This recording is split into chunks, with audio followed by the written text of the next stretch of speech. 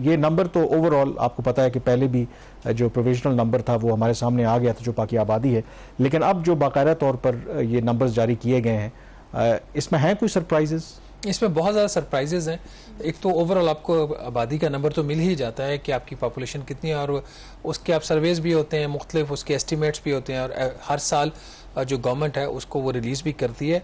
But these are the authentic numbers. जो एक census एक बहुत ही बड़ी एक्सरसाइज पूरे पाकिस्तान में हुई थी, और इस दफ़ा एक डिजिटल इन्होंने सेंसस किया, सारी चीज़ें टेबुलेटेड थी, 34 अरब रुपए का खर्च भी इसके ऊपर आया।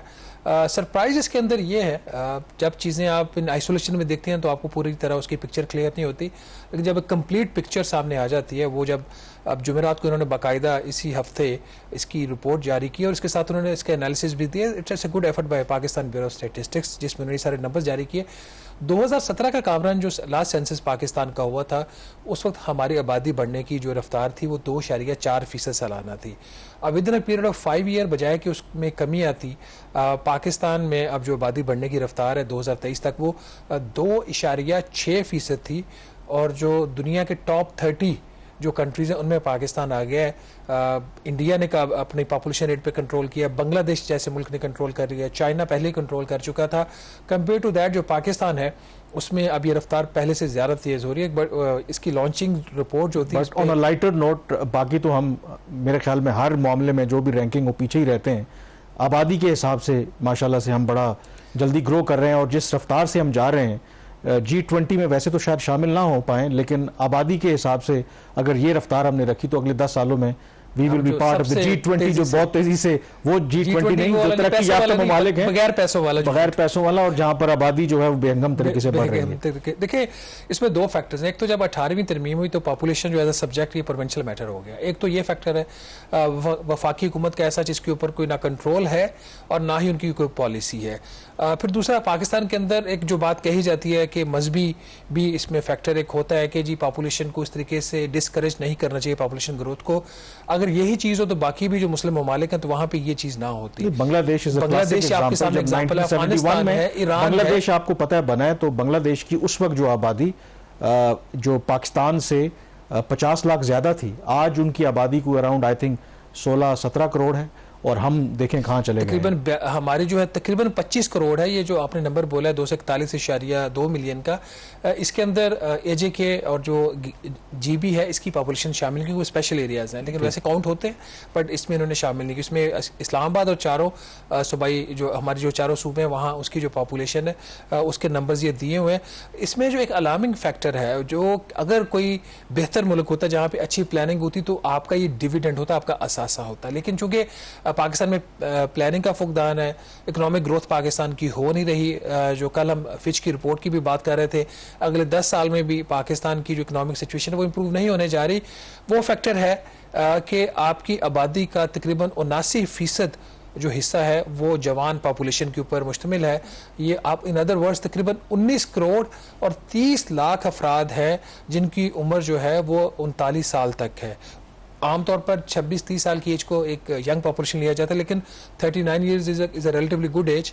तो ये वो पॉपुलेशन आपकी है जिसको 3-4 चीज़ें चाहिए होती हैं, जिसको नौकरियाँ चाहिए होती हैं, जिसको पॉलिटिकल स्टेबिलिटी भी चाहिए, जिसका एक व्यू पॉइंट भी है, उसको फ्रीडम भी बहुत सारी चाहिए।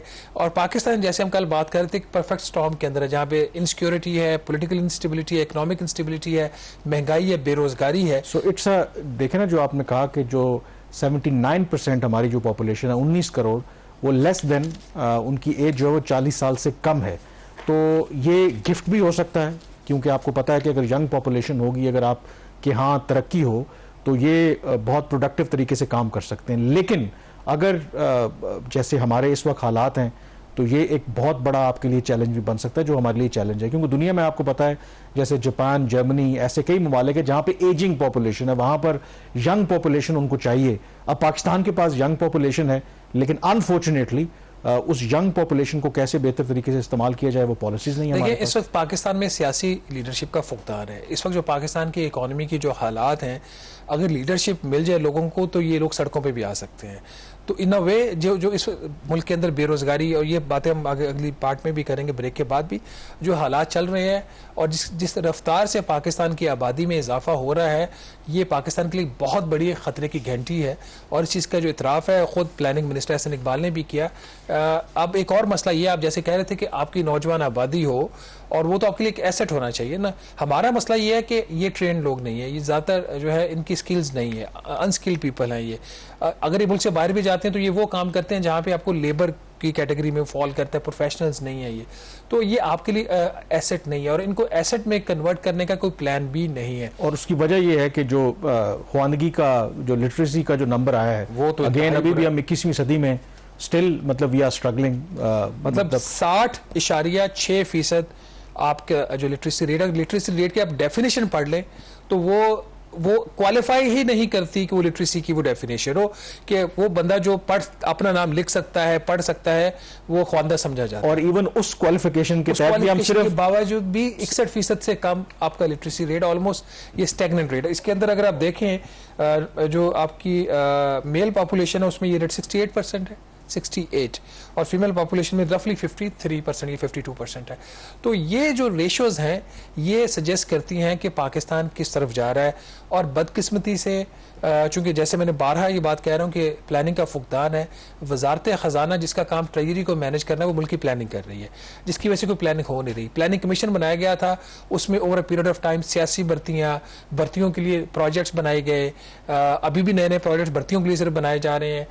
जो असल काम है मैक्रो इकोनॉमिक प्लानिंग का, सोशो इकोनॉमिक प्लानिंग का, उसके ऊपर किसी का कोई फोकस नहीं। और रिजल्ट क्या आपके सामने, ना पॉपुलेशन आपके अंडर कंट्रोल है उसकी ग्रोथ, और जो आपकी पॉपुलेशन है 80% वो यंग की कैटेगरी में फॉल कर रही है, और उनके लिए ना नौकरियां हैं और ना उनके लिए पॉलिटिकल स्टेबिलिटी है, ना उनको पाकिस्तान का फ्यूचर नजर आ रहा है। और ये नंबर आगे एड ऑन हो रहा है क्योंकि इस सर्वे के मुताबिक, ये पहले भी नंबर हमें पता था और सरकारी सतह पर भी तस्दीक हुई है कि 2.5 करोड़ जो बच्चा है जिसको स्कूलों में होना चाहिए वो स्कूल से बाहर है। अब ये again it's very alarming number कि जी आपकी मोर देन 2.5 करोड़ इवन वो जो लोग हैं, आपके बच्चे जो हैं, वो ये एज ग्रुप जो 5 से 16 साल के हैं कामरान, वो स्कूलों में नहीं जा रहे। और ये अगर आप परसेंटेज में देखें, आपके जो हमारे यंग चिल्ड्रन है 5 साल से 16 साल की जो उम्र के बच्चे हैं, उसका 36% स्कूलों में नहीं जा रहे, 36%। ये रेशो बलूचिस्तान में 58%, सिंध के अंदर 46% है, खैबर पख्तूनख्वा में 37% बच्चे स्कूल नहीं जा रहे, और पंजाब के अंदर ये रेशो 27% है। तो ये फिर इसमें रीजनल डिस्पैरिटीज भी इसके अंदर जो है वो काफ़ी ज़्यादा आ रही हैं। इसके ऊपर साल से हम ये सुन रहे हैं, इसके ऊपर फोकस है, इसके ऊपर कोई फोकस नहीं। ये वजह है कि सूबों को कामरान जो नेशनल फाइनेंस कमीशन के तहत जो पैसे जाते हैं, इसके ऊपर सबसे पहले डॉक्टर हफीज़ पाशा ने लिखा था, फिर डॉक्टर इशफाक हसन खान ने भी बात की, उसके बाद हम लोगों ने भी लिखना शुरू किया कि वो जो पैसा उनको इजाफी जा रहा है अंडर द NFC, उसको कंडीशनल किया जाए लोगों की एजुकेशन और उनके जो सोशल इंडिकेटर्स है उसकी इंप्रूवमेंट के साथ। अगर लिटरेसी रेट बढ़ रहा है जिस सूबे के अंदर, उनको पैसा ज़्यादा दिया जाए, जहाँ पे कम हो रहा है उनको कम दिया जाए। इसी तरीके से जहाँ पे बच्चों के स्कूल जाने के जो रेशो वो बढ़ रही है उनको ज़्यादा पैसे दिए जाए। बट हम आइन में इस तरह की कोई तरमीम करने को तैयार नहीं। एक और जो लैक ऑफ प्लानिंग को हमारा हाईलाइट करता है इशू, कि जो कंसंट्रेशन ऑफ पॉपुलेशन है ना, वो चंद शहरों में महदूद होकर रह गई है। अगर आप लिस्ट देखें, पाकिस्तान में जो शहर है जिनकी आबादी आप कह सकते हैं कि 10 लाख से ज़्यादा है, वो सिर्फ 9 शहर हैं। दिस इज अगेन, मतलब दुनिया में ऐसे होता है कि प्लानिंग होती है, जो अब लोगों को जॉब अपॉर्चुनिटीज चंद शहरों में मिल रही हैं, जो पॉपुलेशन डेंसिटी है वो कंसंट्रेटेड है चंद शहर में। जैसे सबसे ज़्यादा अगर ओवरऑल पिछला जो पॉपुलेशन का सेंसस था, तकरीबन हमारी जो डेंसिटी थी ये कुछ 261 अफराद के ऊपर थी पर स्क्वायर किलोमीटर, वो एवरेज 304 पे चली गई है। सिर्फ अगर इस्लामाबाद में लें, जहाँ पे सबसे ज़्यादा अपॉर्चुनिटी समझी जाती हैं, प्रोफेशनल जॉब्स हैं, गवर्नमेंट यहाँ पे है, उनका हेडक्वार्टर गवर्नमेंट का, वहाँ पे ये रेशो 2600 अफराद पर चली गई है। मोर देन दैट अगर आप देखें, कराची सबसे बड़ा शहर आज भी है, इसकी आबादी तकरीबन 18.8 मिलियन है। लेकिन जो रिपोर्ट है, ये कंट्रोवर्सी, ये माजी में भी आपको पता है कि वहाँ की MQM एतराज़ात उठाती रही है, क्योंकि वो कहते हैं कि ये इसको अंडरस्टेट किया जाता है। तो इसमें इस दफा कोई सेटिस्फेक्शन है जो वहाँ की कम अज़ कम? अच्छा नहीं, पता नहीं कॉम्प्रोमाइज हुआ, ये क्या हुआ है। ये जो रिपोर्ट मेरे सामने पड़ी हुई, इसमें तो ये इनकी आबादी 1,88,00,000 और 68,000 है कराची की। बट जो वहाँ पे जब ब्रीफिंग हुई और जो इन्होंने बाद में अपनी वेबसाइट पे अपडेट नंबर किया, वो 2 करोड़ 30 लाख है। तो यहाँ पे कोई डिस्क्रिपेंसी है, 2 करोड़ 3 लाख है मेरा ख्याल, कोई 15 lakh which is the final figure. अब हुकूमत तो 2 करोड़ से ज्यादा कह रही है, लेकिन ये जो रिपोर्ट नाज़रीन ये आप भी देख सकते हैं जो मेरे सामने पड़ी हुई है, हुकूमत की रिपोर्ट है, इसमें नंबर 1 करोड़ 88 लाख का दिया हुआ है। अब कुछ और इंडिकेटर्स भी इंटरेस्टिंग कामरान आ रहे हैं। अच्छा, लाहौर दूसरा बड़ा शहर है, फैसलाबाद, फिर आपका फैसलाबाद के बाद रावलपिंडी, गुजरांवाला, मुल्तान, हैदराबाद, पेशावर, कोयटा, ये आपके शहर हैं जहाँ पे आबादी 10 लाख से ज्यादा है। बाकी जितने भी हमारे शहर हैं उनकी आबादी 10 लाख से कम है। रिलीजियस जो लोगों की और लिंग्विस्टिक्स, दो चीज़ों पे बात करके फिर ब्रेक की तरफ बढ़ते हैं।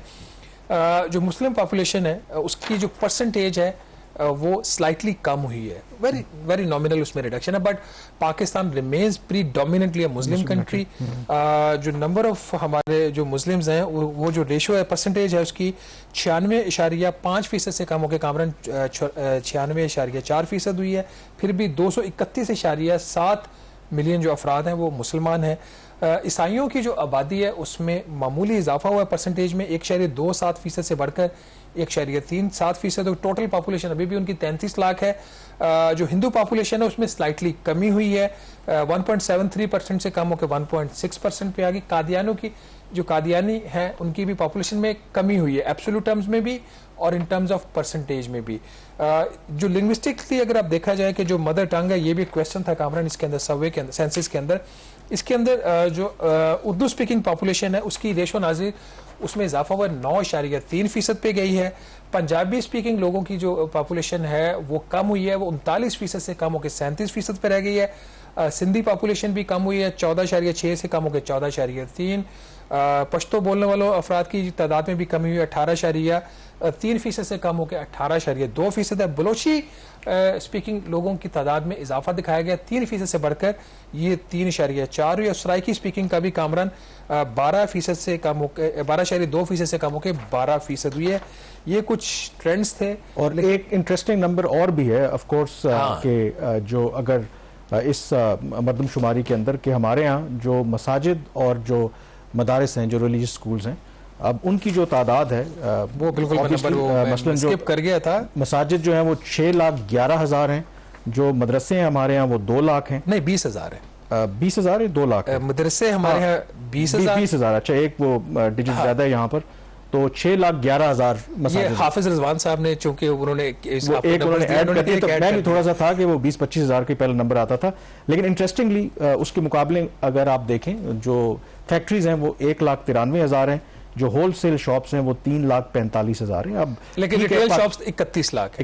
अब बॉटम लाइन ये है कि पाकिस्तान में मसाजिद ज्यादा हैं और फैक्ट्रियां और होलसेल की दुकानें इसमें कोई हर्ज नहीं है। देखें, पाकिस्तान मेजॉरिटी एक मुस्लिम कंट्री है, लेकिन इसके अंदर जो अगर आप भी बचपन में आपको याद होगा, मुझे अच्छी तरह से आई कैन रिकॉल कि जब हम गांव में रहते थे तो बहुत बड़ा गांव था, तो पूरे गांव में सिर्फ 3 मसाजिद थी और एक जो मस्जिद है वो जामे मस्जिद, जिसमें जुमे की नमाज होती थी। मकसद क्या था कि जब आप जुमे की नमाज के लिए आते हैं या तो आप एक वो पॉइंट है, सिर्फ मस्जिद इबादत के लिए नहीं है बल्कि वो एक मीटिंग पॉइंट है ताकि उसमें यूनिटी भी रिफ्लेक्ट हो। लेकिन हमें ये कहने में आर महसूस नहीं करनी चाहिए, मतलब ये सेंसिटिव टॉपिक होगा, लेकिन मजहब भी हमारे यहाँ एक कारोबार है। अब आपको मतलब मैं जिस एरिया में रहता हूँ उस एरिया में आपको एक गली के अंदर 3 मसाजिद हैं, जहां पर पहले इतना दूर हमें चल के जाना पड़ता था। ऊपर मसाजिद भी बनाई गई हैं। बहरहाल ये एक टॉपिक ऐसा जिसके ऊपर जो आपके फाइनल कमेंट्स है उसी पे इसको खत्म करेंगे। लेकिन जब नाज़रीन पाकिस्तान की अब बढ़ रही है, 79% आपकी जो आबादी है वो जवान जो लोग हैं उसकी कैटेगरी में फॉल करती है, तो क्या हुकूमत के पास वसाइल हैं कि इस आबादी को वो नौकरियां दे सके, महंगाई कम कर सके? इसके ऊपर हम बात करेंगे।